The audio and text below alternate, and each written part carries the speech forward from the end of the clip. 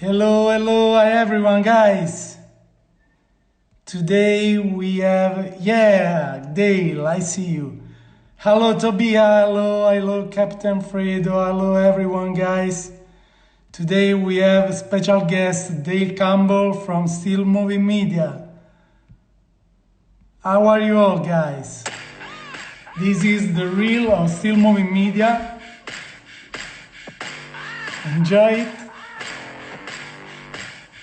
StillMoving Media producing dynamic and engaging still and moving content for the next generation of brands and agencies around the world. Love so much this mindset, this statement. Hey, we love you guys. Thanks so much for all the love. And today we will dive into the daily world of StillMoving. I'm so happy to have them as a special guest today.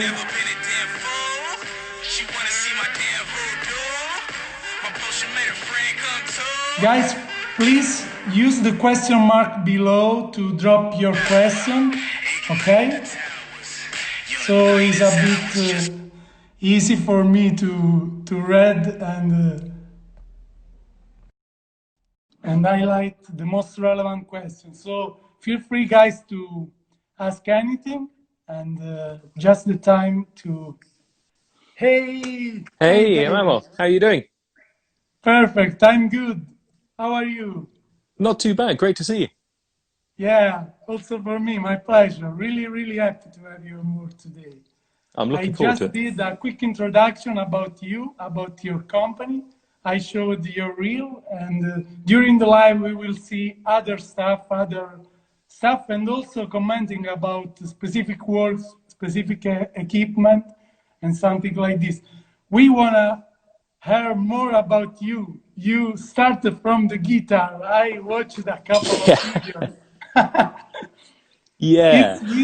It's really funny. A lot of people switch from the music to the filmmaking. I know also me. I jumped from early age from the guitar, from DJ, and next into the filmmaking. So I want to tell more about you, about your story and your journey. Amazing. So, yeah, I did play guitar professionally for years. That was what I thought I would. When I was growing up, you had to pick a career. You had to decide what you were going to do, and I just liked playing the guitar. So I kind of did that for a long time. And I went and I studied, and then I went on to play and tour and teach and all kinds of things. I may have been on Japanese TV. I may have had to burst through a sheet of paper and then play the guitar. That might have been something that happened. But within all of that, we're at a time, go back to early 2000s, where video is becoming more important and it's becoming possible to make a DVD instead of just a CD. So I started doing that to send it around because the stuff I was doing was quite visual, and I wanted people to see what I was doing as well as hear what I was doing when I was trying to get gigs. Yeah, So that led me to start recording what I was doing, recording gigs, and after a little while, people are technically inclined. I like gear, I like kit, and you just start to get more of it, and then you want to improve. So I'm gradually getting better. I start to film for other musicians that I know, sort of around 2004 to 2007, I guess. And within that space, that's when YouTube sort of emerges, 2005, 2006. And I started to upload videos to YouTube, 2006-ish. And I was vlogging back then. I was doing all that kind of stuff back then and trying to make these videos while I was touring. And that was all good fun. And after a while, you just start doing it more and more. And that's, I guess, around 2010 when I met my business partner, Spencer, who's on the photography side. But within the business, we each have different roles. So, he's on the photography yeah, side, but he also does a lot of business development. He's very good at that. And within the company, I fulfill a creative director role. So that's kind of what I yeah. do. Because you But cover different kind of work in different. Let absolutely. us know more. So that, I mean, that's not how it started at all. We actually went to school together, and in 2010, he noticed I was filming some stuff. So he's doing photography shoots on fashion projects. So he said, "Come along and film some fashion." So I thought, "Oh, yeah, okay, I'll do that." And then some point, we just started doing commercial jobs. He had some commercial clients. So I started doing video for those commercial clients. And from there, it's just been a gradient of getting to the point where we have a actual a project that's just for fun, to suddenly we're shooting an advert with Aston Martin and it's just completely off the hook and we got all kinds of crazy equipment. So it's been a journey to get here, but it's something which, you know, anyone can do if they're putting in the time and the effort and all the rest of it. And I know at some point we're going to talk about equipment, and we're going to, you know, it's everywhere. And within the videos that we put out on Instagram, obviously we've got black arm rigs, we've got all that stuff, and we've invested a lot of money and worked hard to get to that.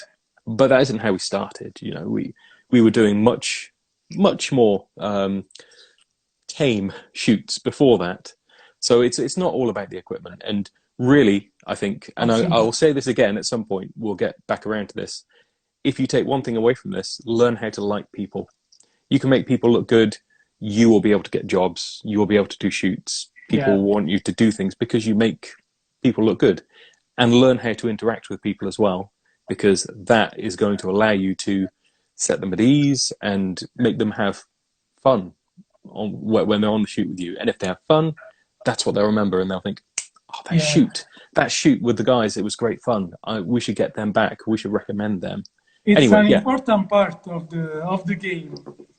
Definitely is. But it's a part which a lot of people who may have come from a more strictly, I just want to be a filmmaker background, they might not have had the exposure. So I'm lucky. I did performance for years. I had to be on stage. I had to talk. I had to be able to put myself out there like that. So I'm quite comfortable doing that and fulfilling that role. But it can be something people need to work at. They need to think about. They need to practice so that they can actually, It's not all about that, but I notice a lot of skills also in the guitar. So your mindset for me is pretty clear. You're a person that, Also your journey into the Hurlbut Academy. I remember this. If you want to spend some words about the right inspiration, the right mentor. We collected a lot of questions, but it's important because people ask every time, film school or not, inspiration, books, movies to watch, and something like this. So if you want to talk of course and share your experience, it would be great. Absolutely. So as you may have all gathered from that, I didn't really come up in a traditional film school way. I was just someone who enjoyed playing the guitar and enjoyed filming things, and then at some point that became something I could pursue full time. So I have a very technical mind, and I like to know why things work. I like to know how things work. So when I'm looking at anything to do with filming, I was gradually adding to my skill. I didn't learn it all at once. It was a very slow process. And when I was starting off, I didn't really understand much about lensing or lighting or framing or any of that. So I just filmed stuff, and then I kind of fixed it in post and edited it, and then got into some color correction because the footage looked terrible. So I had to make it look better somehow. So you just try and slap it around a bit, way back with Magic Bullet looks, and then you get a depth of field adapter, and then you get a DSLR, and then, you know, gradually, each time you're learning how to frame something. You're learning what different lenses do. You're learning what camera movement does. You're learning what lighting does. You're learning what it is to actually put together a shoot, and all the different people. When you're doing a big shoot, you need to put that together. So it's a gradual thing, and I've taken a lot of time to actually learn the process to get here. And as you mentioned, I did go, the only formal thing that I've really done is over in LA with Shane Hurlbut, back when it was Inner Circle, before it was Hurlbut Academy. In 2016, went over, and it was a really cool thing. It was actually a really tiny workshop. There were about 9 of us.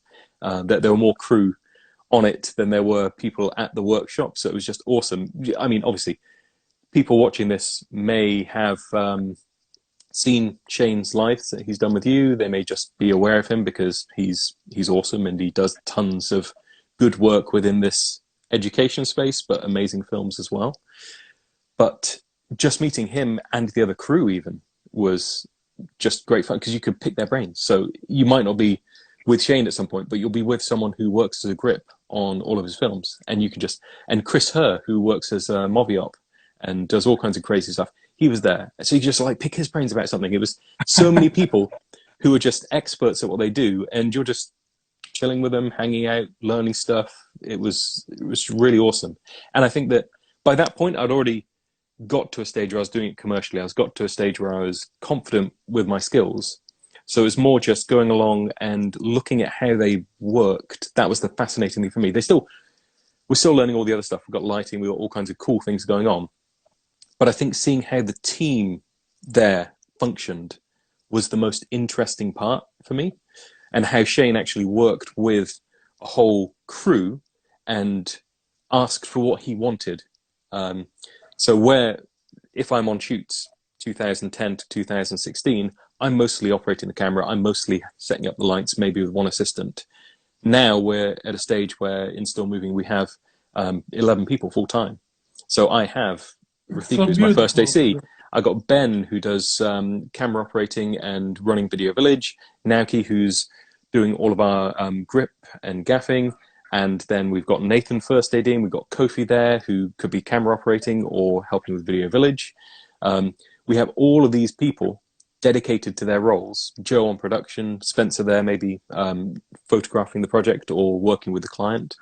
So from that point of view, that's the interesting part for me when I'm looking at Shane's crew and how he was working, was how he actually works with the crew, make sure that everyone's doing what they need to be doing, gets what he wants out of a shot. And that was something you can't easily learn. You have to get down there and just look around and see how it actually functions. And then you can try to pull some of those little bits. You know, we're on smaller crews, we're doing smaller projects, we're not doing films like he is, but we can still draw on some of that to get the most out of what we do. Yeah, great. It's great. And congratulations for all this journey till now. I was always fascinated by the mindset of the company you created, and also the task.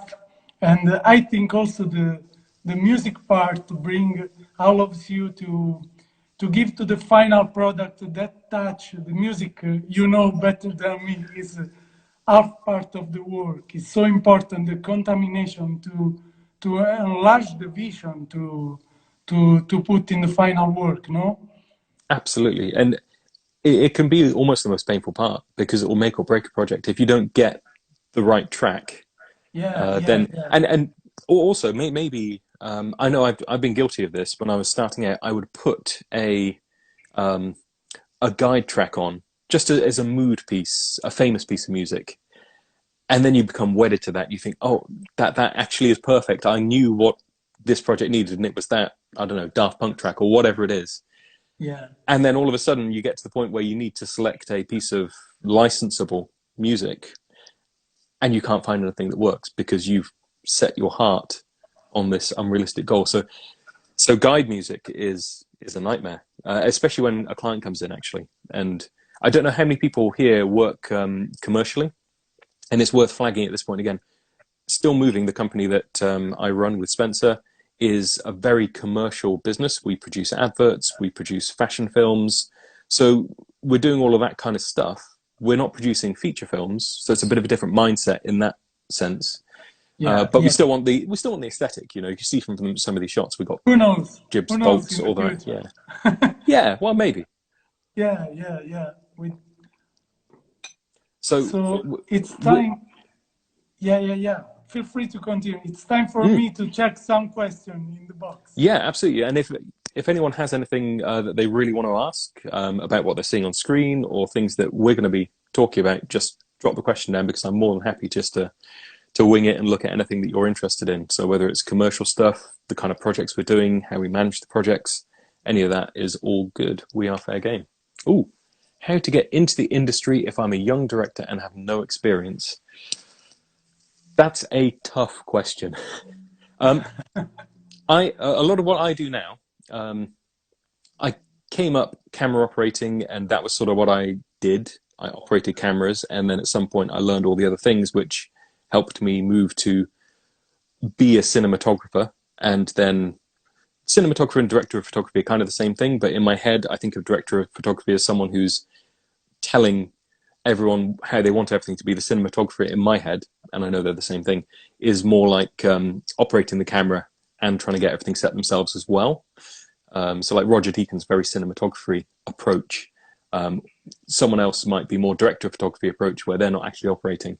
So now I'm having to be a director of photography, and on some projects actually a director as well. So I'm working with the talent, like in this Christmas ad that we see little bits of popping up every now and then with the girl walking out in the snow.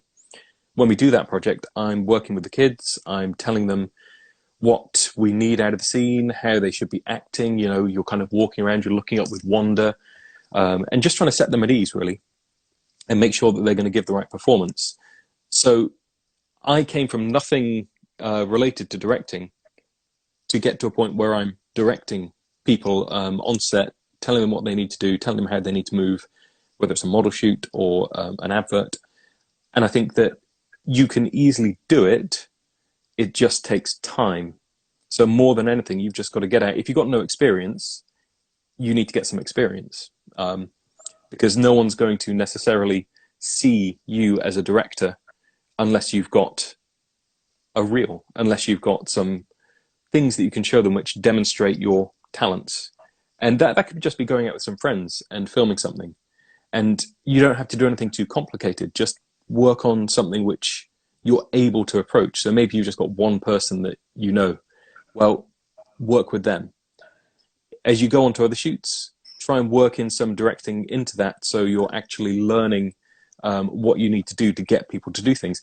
Take some acting classes. If you're going to be a director and you've got no experience, going along to acting classes is actually good, because a lot of the people there will have worked with directors and they will have an idea about what the role is. So you get to sort of by osmosis on those classes actually learn what directors expect, how people work with them, and you get some of the other side of the coin as well. You get to learn how an actor approaches things. And if you don't appreciate the pressures, the challenges, all of those kind of things in each of the roles that you're trying to ask people to fill, then it's very difficult to actually get the team on side.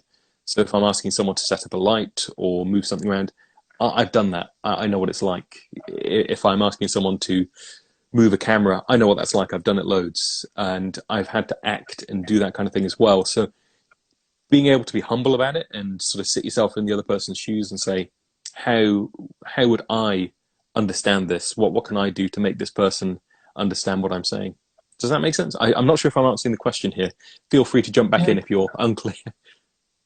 Yeah, I'm noticing, guys, question in the comment. If you can, please use the question mark button below, because for me, it's really more easy to find your question. So Got one there. this is a funny question about the slow motion in commercial all the time. It's not all the time. What's your opinion about this, and what do you think? Slow motion is hard to do. It's hard to do well. I see so much bad slow motion, and I would always try to avoid gimmicks when you're learning.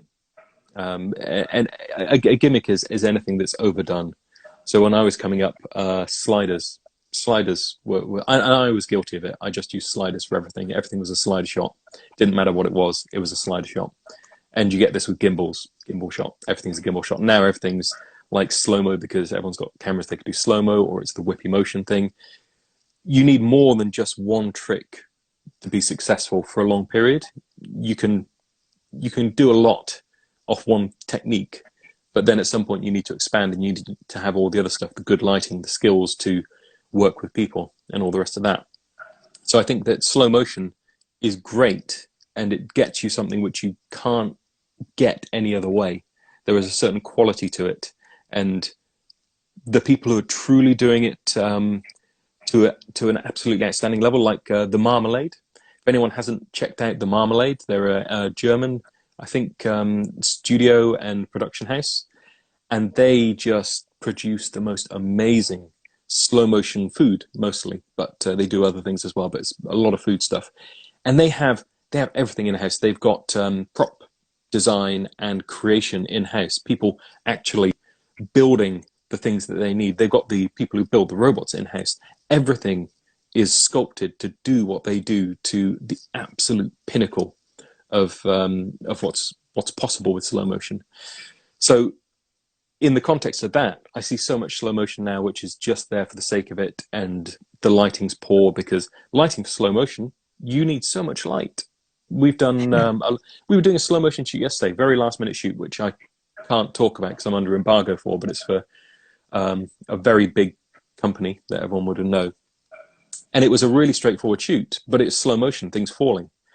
And we had 1.6K HMI, a 1.2K HMI, 3 Kina Flow 4 banks, and a dado light to light this scene, which is just like nothing more than what I've got just here. You know, it's just a couple of things falling through. For slow motion. We asked the two experts of slow motion, and we just this Sunday we shared some tips. At least 5 key lights for slow motion, or shot outdoor is the simply thing. Absolutely, and we were only going to 150 frames. So if you go to 240 frames or higher, then you're in all kinds of trouble. And the reason I bring that up is I see a lot of people making something in slow motion just to post to Instagram, so they have the behind the scenes and they got slow motion. Maybe it's everyone doing the serial one at the moment. Everyone's doing the serial one at the moment. But they're using really, really harsh lighting because it's so hard to create a soft light and get the amount of light you need. You end up having to go with a much harder light source, and that compromises the look. And I feel like the compromising of the look is something which I do see quite a lot in spec adverts now, because people want to do slow motion, or it's more about the technique than it is about the lighting. But ultimately, when you go to the next level, when you try and step up, that becomes a problem. Because now we, as a company, StillMoving, work with big agencies, and the agencies you'll be working with an art director on the agency side and an account manager and people who have input on the project. And you might be on the shoot setting everything up, and the art director will be looking at the screen and they'll say, we can't quite see the label properly. The light's too hard on that. Can you make it softer? Or can you do this? Can you change that? And that's why you need the technique, because as soon as you step up beyond just doing the smaller projects, which can be really cool, to a project where you're actually involved with a big ad agency or something, it's a lot more pressure and a lot more people who will expect you to be able to do things really like that. If you can't get the look they need in a few moments after they've flagged a problem, that's a problem. You're in big trouble. So I like knowing what technical stuff is required, but I think that if you're looking to have a long career and move into some of these big ads and do really cool stuff, you've got to back it up. You've got to be able to do all of this really efficiently, but have at the back of your head what you'll do if you need to soften that light.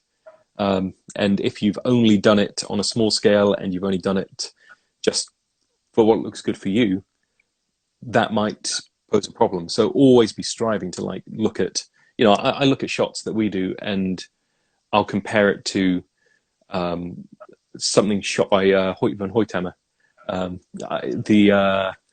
Kenzo perfume advert with the crazy dancing that he did the cinematography for, or the Apple HomePod advert with all the pushing of the apartment. I look at those shoots. We're not doing those shoots. I'd love to do those shoots. Those are the shoots I aspire to do.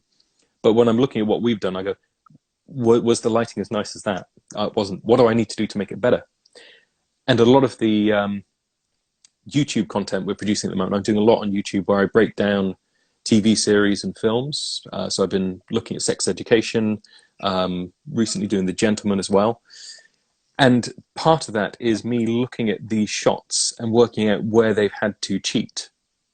Because cheating is a huge thing to learn when you're coming up as a cinematographer. If you can cheat your light, then you can make things work really efficiently. And by cheat, I mean, so if we have a dialogue scene with some actors and we need to do a wide shot and we need to do some close shots. Well, if the sun's with you on the wide shots, get the wide shots, and then you can always come in on the close-ups and cheat it and flag it and do what you need to do to shape the light. But you have to work with what the wide gives you. So learning where you can push and pull and change things is incredibly important, and that's the kind of thing which is going to set you apart as you progress. So analyzing what other people have done, not being content to settle with the first thing that looks good because it's kind of cool. And there are certain things you're not going to be able to change, like the horse shoot that we did just popped up. We did everything we could on that shoot, where we've got the black arm rig and all this going on. It was just a spec shoot. We only did it for fun. It's something that I'd wanted to do for years and years and years. I had this image in my head of this like girl on a horse with dress flying, a sunset, and all of this cool craziness. And it was something that I felt would be really cool for a showreel. So I only wanted one shot out of it, really. On the day, the weather wasn't quite as perfect as I would have liked. It wasn't an absolutely glorious sunset. It was nice, but not perfect. But there's nothing that we can do on that because it's all wide, because we're not lighting it, because we just have to work with what we got. So producing content like that for us has been really important because the whole team gets behind it. So everyone was involved in that. That took about 8 or 9 crew to actually execute. Although it seems fairly straightforward, just a girl riding a horse, you film it. There's a lot that goes into it, and a lot that goes into doing it safely, which is important. But it's allowing us then to show it to clients who had never considered, they would have never have dreamed they could have something like that. So we've got a lot of clients who have sort of lifestyle, fashion, sort of country look to their whole product line. We show them that, and they go, "Oh wow, this looks like a film. We could have this." And I say, "Yeah, we can film this for you." But they only ever consider perhaps we need product shots. We need just some people wearing the clothes, just do an e-com thing, just go into a studio. They'd never dreamt that that was a possibility. So almost going back to the question before about how you become a director. How do you become anything? You do something and you show people that you can do it. And once you show them, you can capture their imagination. And if you capture their imagination, they're going to give you the money to go out and do that. And then they're going to share that around, and other people are going to go, "Oh, wow, look at what this brand did. And they got their filmmaker to do it, and he did this amazing thing, or she did this amazing thing." So the more you can get out, the more you can meet people, the more you can shoot, the more you're going to have to show. And that's really what's going to sell you, if you can produce great content that looks good. Yeah. Coffee in the evening. Got to stay awake. Just okay. This one I read.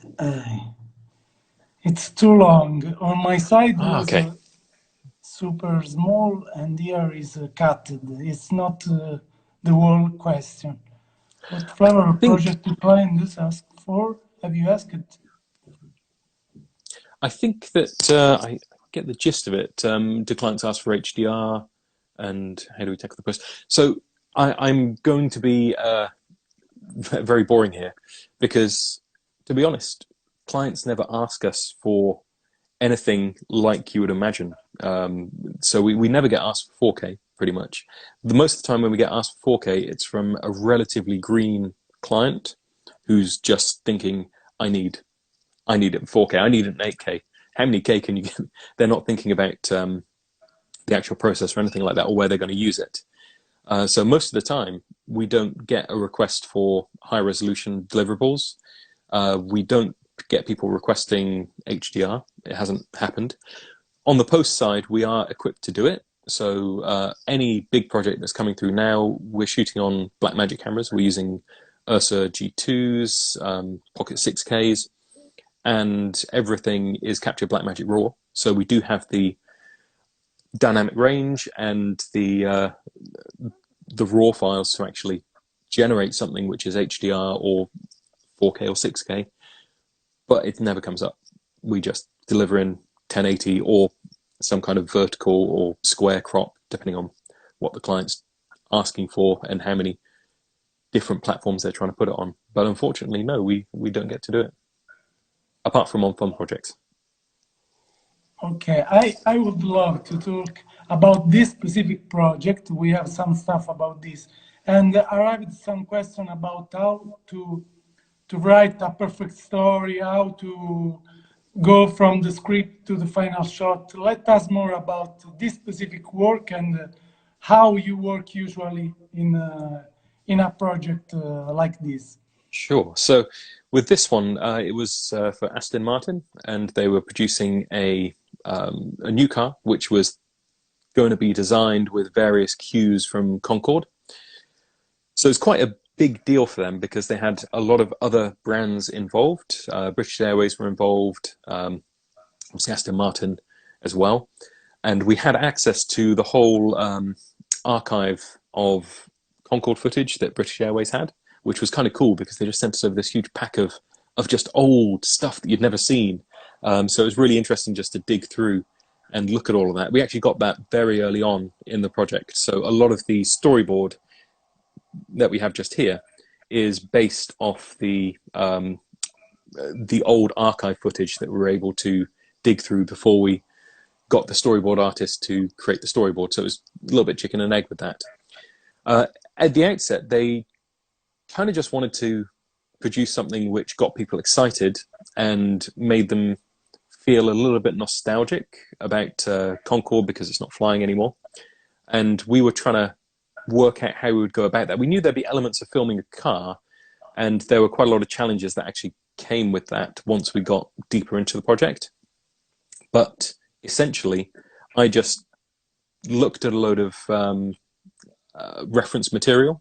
So I'm looking at like Bond films, looking at chase scenes, all those kind of things where you see cars moving around. And we had this whole idea for some really cool on-body mounted stuff and some sort of hard maneuvering. As it turns out, on the day when we were doing the shoot, we actually got a reasonable amount of rain. So when we were doing the suction cup rigs we're setting up just here, we only got 2 shots. And then it rained us off, and then we just had to move back on to doing the black arm shots because there wasn't time to get all the angles that we wanted. And that's the way it goes sometimes. Sometimes you do find, even on big projects, you have a limited amount of time on that one. We're closing down an airfield to be able to do this. We've only got 1 day to do it. So you have to get this what kind you of can get. work, the right equipment is the key, because today we shared the post and a lot of people said, yeah, smart ideas, but the equipment is important in some Absolutely. And with all of the equipment we've got there, it's been a journey to get to the point where we can buy it. But we did want to buy it because we wanted the whole team, and because we have the team at StillMoving, wanted everyone to be an expert in setting these things up or doing that particular role, whatever that is when we do these shoots. If we only hire it in once in a while, then no one gets that exposure, and we can't go out and do it on fun projects like the horse project because it's going to cost us £2,000 something to hire in everything that we would need to do this. So we wouldn't end up doing that. But part of the reason they actually got the black arm rig wasn't just so that we could do it, because you see people all the time holding a gimbal out of a car or something like that. We got the black arm rig mostly for safety. It sounds weird, but if you're in a car and you're holding a gimbal, if anything goes wrong, you're going to get smacked by a gimbal, you're going to fall out the back of the car. I've seen a lot of videos of people actually hanging out the back of cars and catching their foot, being dragged, that kind of thing. So for us, the black arm, when we're doing fast maneuvers and we're working with big brands, it's a no-brainer from the stability and the shots that we can get, but it's more important for crew safety. It's probably not how anyone looks at this when they're looking at this thing, but the reason that we have that is so that I can have first AC doing focus pulling, sitting there strapped in.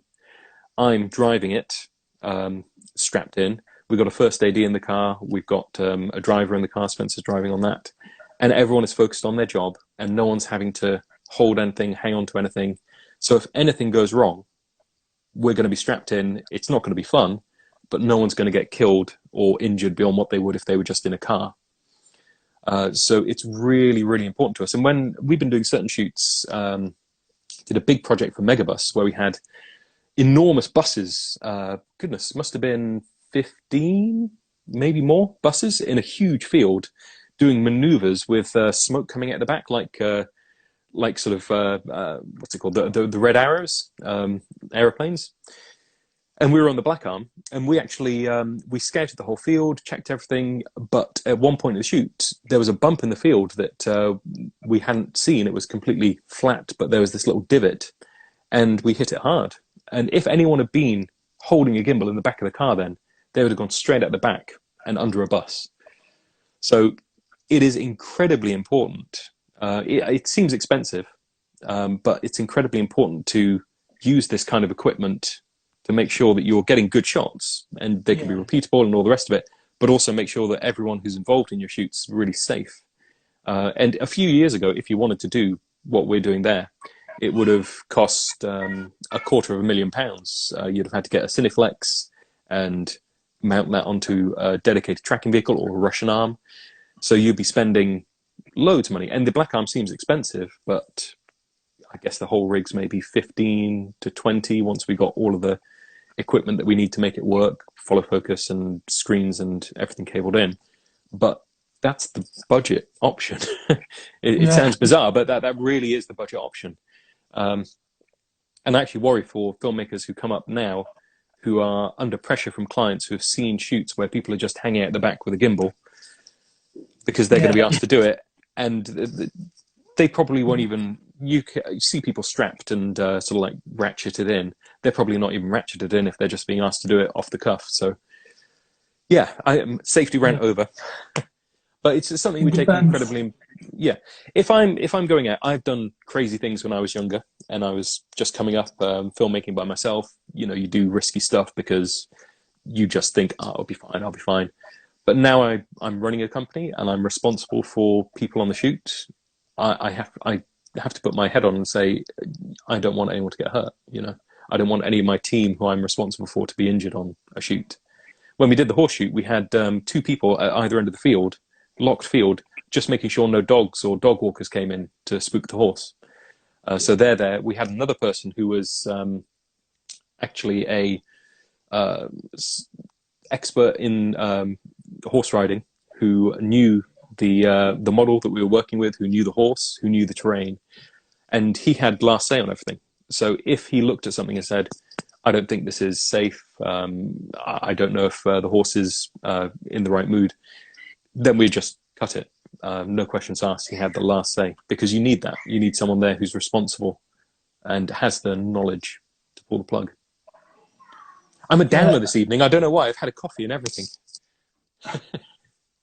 How long did it take? I'm checking the question.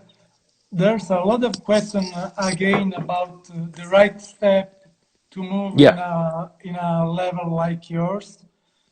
How many times required to learn all of those? Other suggestion about this, and we already talked at the beginning, guys. If you want to add something, we have 20 minutes left, and we have also other questions. Feel free to add. I would just add to that. I only try to focus on one thing at a time. So if you set yourself a goal, once you've got your lighting for a face perfected, and you've learned how to do one lighting technique for a face, move on to something else, and just gradually add one thing at a time. There's the old adage of 10,000 hours. It takes 10,000 hours to master anything. And I would say that's not a bad place to start. You just need to keep focused on one thing. Don't overstretch yourself. Add techniques as you go. And try to, if you're doing commercial shoots, use those as a test. So talking heads, if you're just doing corporates, that's a great way to practice lighting people, if you can do it, because they're paying you. You're just there to make people look good, and you get to practice on different faces. That's perfect. So what's next one? High school student needing advice. I would say pretty much also as I have been saying.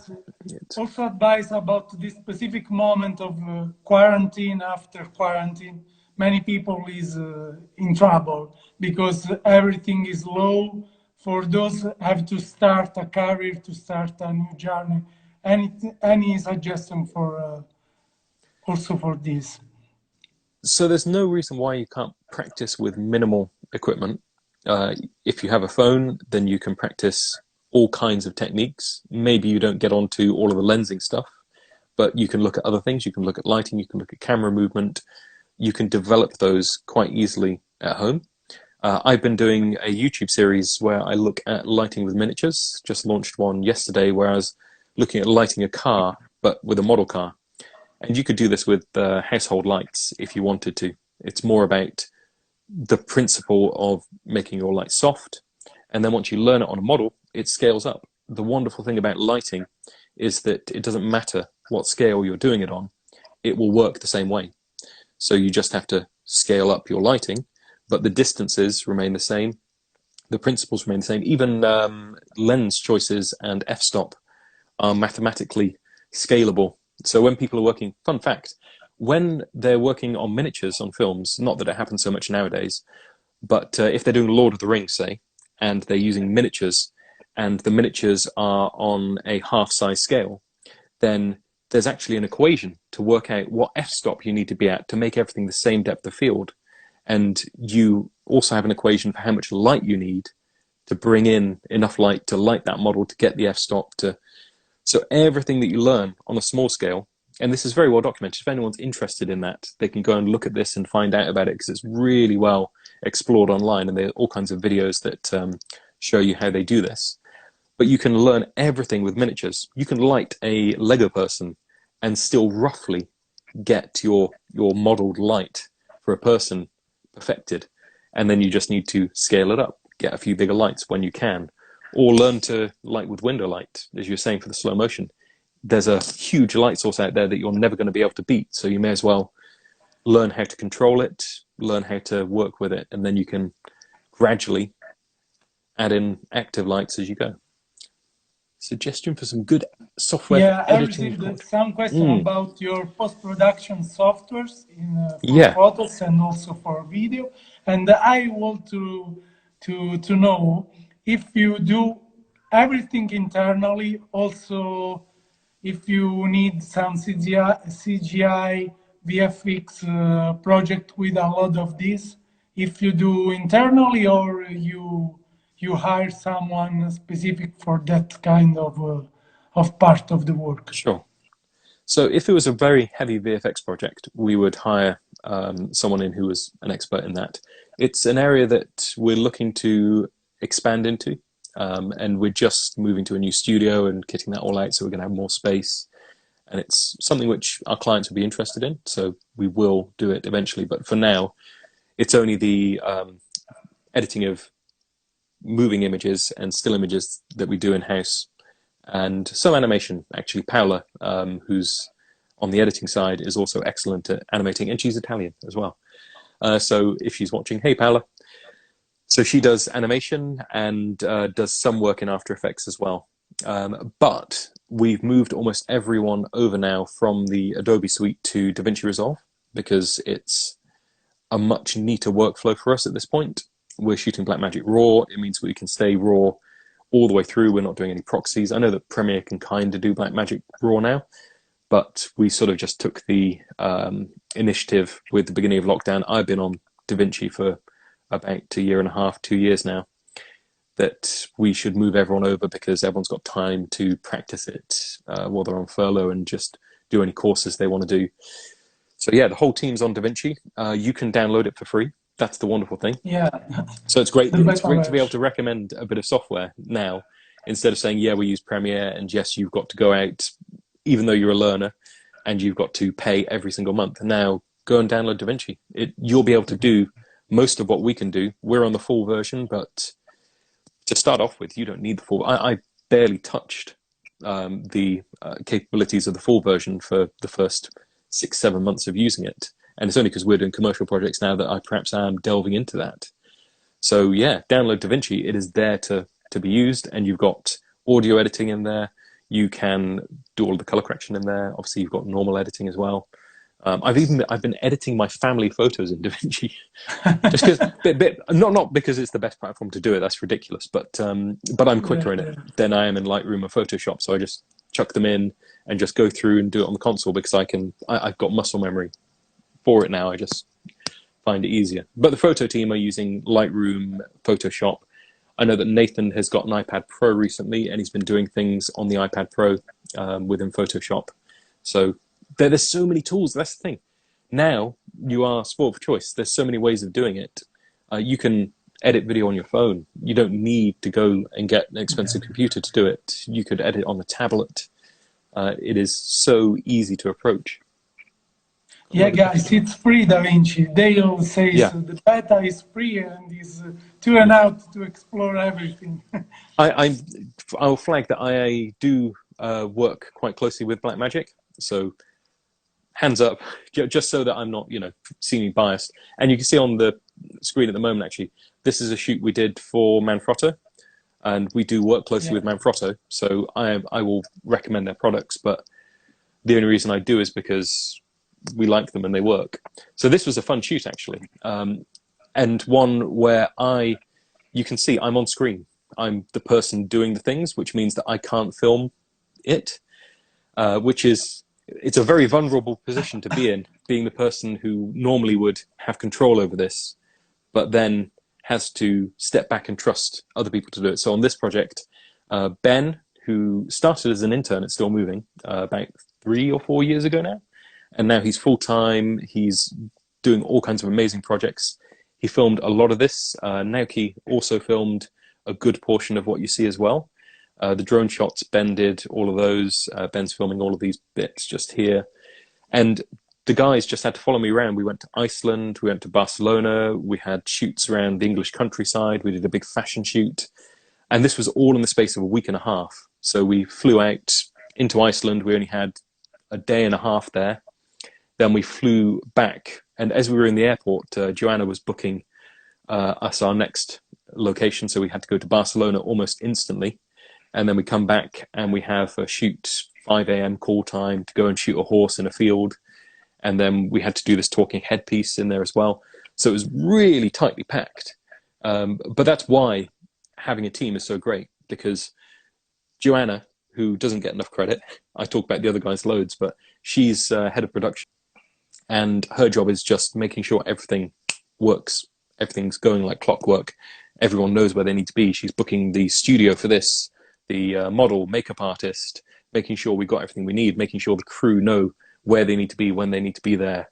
And that was such a huge change when we were building the company, because we looked at building it by bringing another person to help with filming or photography, but we kind of went, oh, maybe we should bring in someone on production. And it was the best choice, because suddenly all of the things that you're thinking about on the production side get lifted off you, and you can just focus on the important stuff, the things you should be doing if you're doing that role. It's very easy to spread yourself too thin.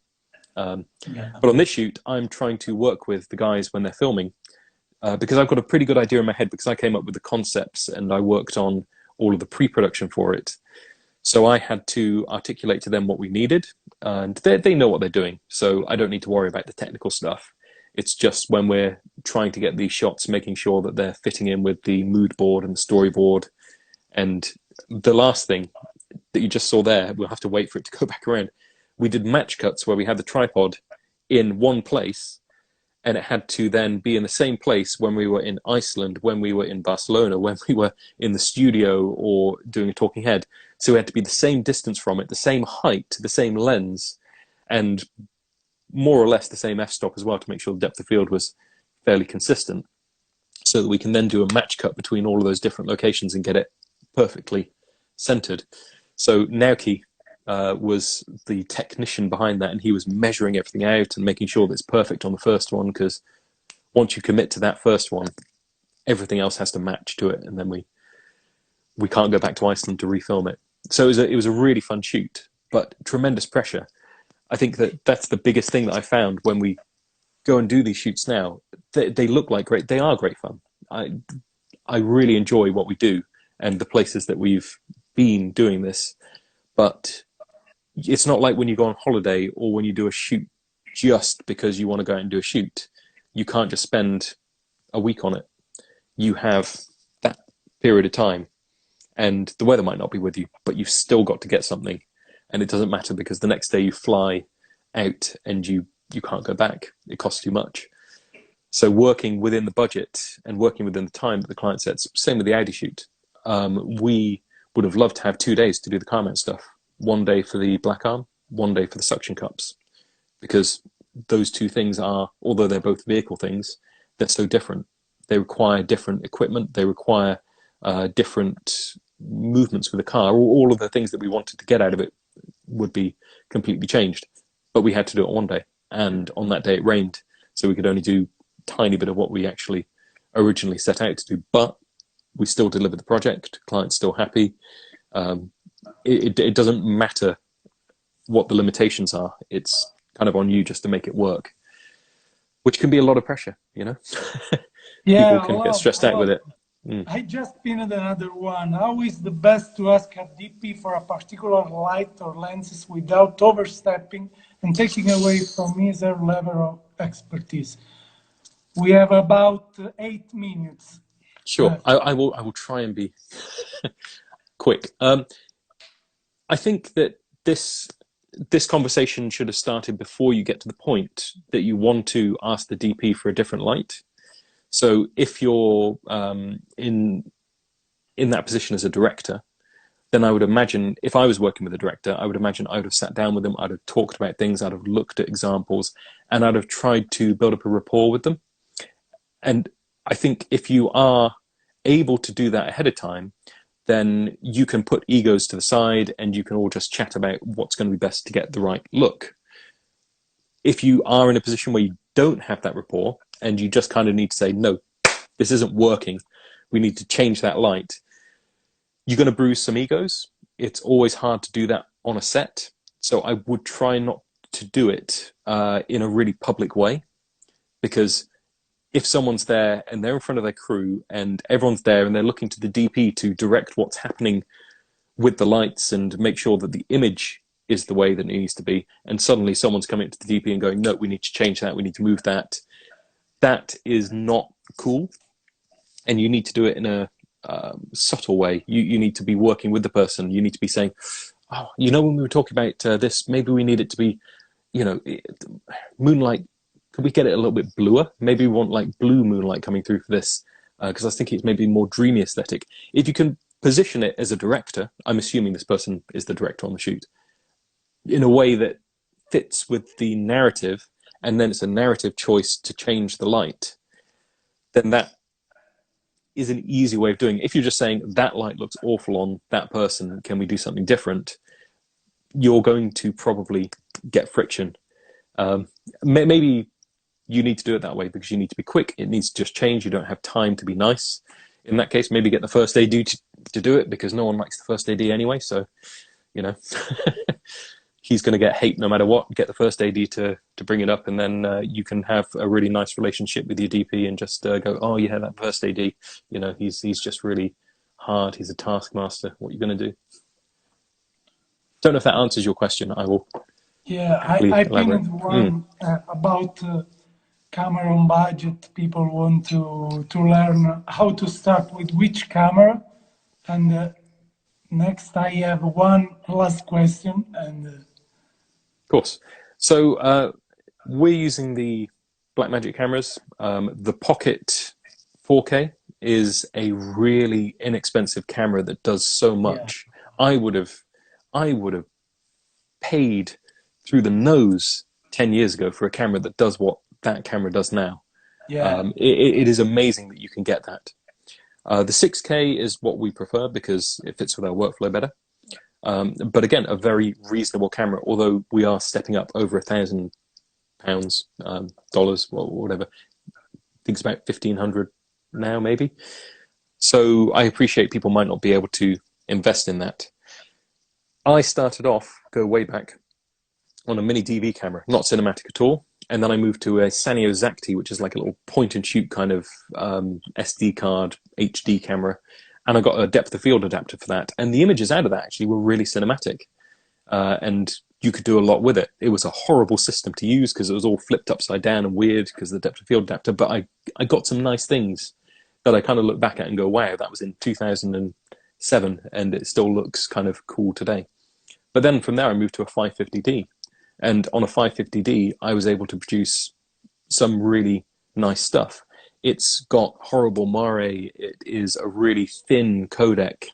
You have all kinds of limitation on how you record and the file formats and all the rest of it, but you can get something out of it. So I don't think that you need to go and buy the most expensive camera. I think that for the money, Blackmagic's, the pocket cameras, even if you go back to an older iteration, the little pocket original still has an awesome image. It looks great, and you could probably pick that up for a couple £100 with maybe even with some lenses. Get a Voigtlander lens for that, and you could do great things. But ultimately, and at the moment, the ecosystem of Blackmagic is talk the same language. It's good to step up the game. So absolutely. My last question, and we have to stop before the end to say thank you to everyone. I want to know your next goal and next project, if you can anticipate something. We've got, I'm hoping, I'm fingers crossed, we've got a couple of exciting projects which have been delayed because of COVID and everything. Yeah. But I'm hoping that they will come to fruition quite soon. We've got some big automotive projects coming up. We did another big one which hasn't launched yet, just before COVID, so I'm hoping this builds. I would love to produce something like the Coco Mademoiselle adverts with Keira Knightley. That kind of advert from a fashion and shooting people, and also just styling and set and the lusciousness of it. I would love to do something like that. Any of the big perfume houses, goodness, Natalie Portman, who does she do? Is she Miss Dior? All of the Miss Dior adverts where there's a narrative to it. So that is my goal, say 5-year goal, to be doing something like that. The Tale of Thomas Burberry is another one, which is just a sumptuous, gorgeous film. And it's so condensed and so well executed, but also so well populated with actors who are able to really make it sing. So in that sense, I think kind of what we're doing now, it's the horse advert, but with a bit more narrative and for a big brand. 1 minute left. Cool. So that's where we're heading. More of the same thing, but doing it bigger, doing it better, bringing in some narrative. A lot of the time we don't get to do narrative projects because it's an advert, it's a commercial. People don't need a narrative in it necessarily, but we want to do a little bit of that. So that's where I'd like to go. We can't wait to see something about this new project. Oh yeah, we got some exciting stuff coming up, and Laura, the girl on the horse, is sending us all kinds of ideas for something she wants to do. So we may be doing a little tiny one, sort of Tomb Raider style chase scenes and all the rest of it quite soon. And everything, we've got the YouTube channel going. So if you're curious about what we're doing, if you want to know how we're lighting something or any of the equipment you're using, literally, I break down everything that we do, and it's all there for free on YouTube. I strongly suggest to go on the StillMoving Media profile, go and check the YouTube channel. You can find really a lot of resources. And also don't miss to subscribe our YouTube channel where we can upload this live Q&A and all the others we did till now. Thank you. So thank you so much. Hope this one is only the beginning of the live together. And I have to say thanks so much to you, Dave. Oh, absolute pleasure. A big pleasure for us. And thanks for watching to everyone. I don't want that Instagram stop our live, so I know it's cut at 60 minutes. So thanks again so much to you. Thanks again so much to everyone, guys. Stay tuned. We are working on other stuff, and subscribe both channel and subscribe the page of StillMoving Media. Okay? Yeah, just fire us any questions you have. Just fire us, and we will do our best to answer them. Thank you very much, Big, Manuel. big thank you. Big, big thank you. Amazing. Bye Take it bye easy. to everyone. Bye.